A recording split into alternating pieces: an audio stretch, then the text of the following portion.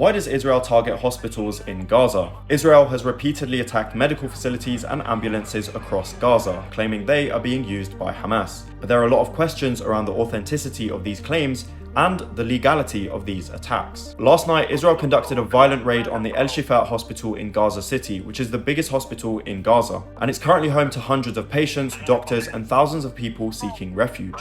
Palestinian officials have said that 22 hospitals out of the 49 medical facilities in Gaza have completely stopped working as a result of Israeli airstrikes and Israel completely suspending all electricity and fuel supplies from Gaza since the 9th of October. So whilst Israel claims and the United States backs this claim that under the El-Shifa hospital is a Hamas base or even apparently the Hamas headquarters, doctors at the El-Shifa hospital have repeatedly denied that the hospital is being used for any kinds of military operations by Hamas. And Hamas themselves have denied using the hospital in this way. Israel has never provided concrete evidence that civilian facilities such as schools, hospitals, or mosques are hiding grounds for Hamas or their weapons, but has repeatedly used its own claims to justify the bombing of such civilian facilities. And here's one of the most recent examples. Israel's military spokesman Daniel Hagari points to a calendar in a hospital and calls it a guardian list for Hamas, when it's actually just days of the week.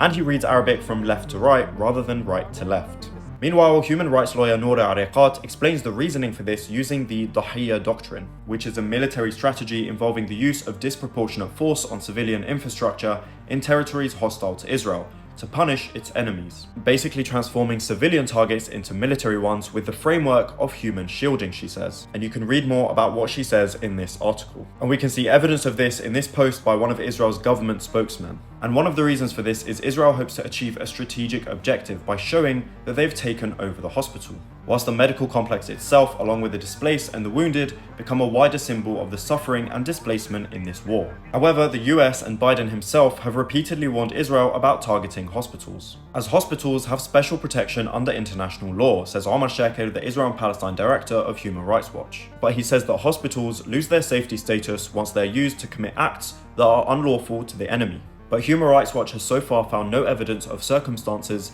that fall under these categories. Ultimately, Noura Ariqat says that she believes that the reasons behind the operations in northern Gaza is to ethnically cleanse the area, all part of a settler colonial territorial expansion in the name of security, she says.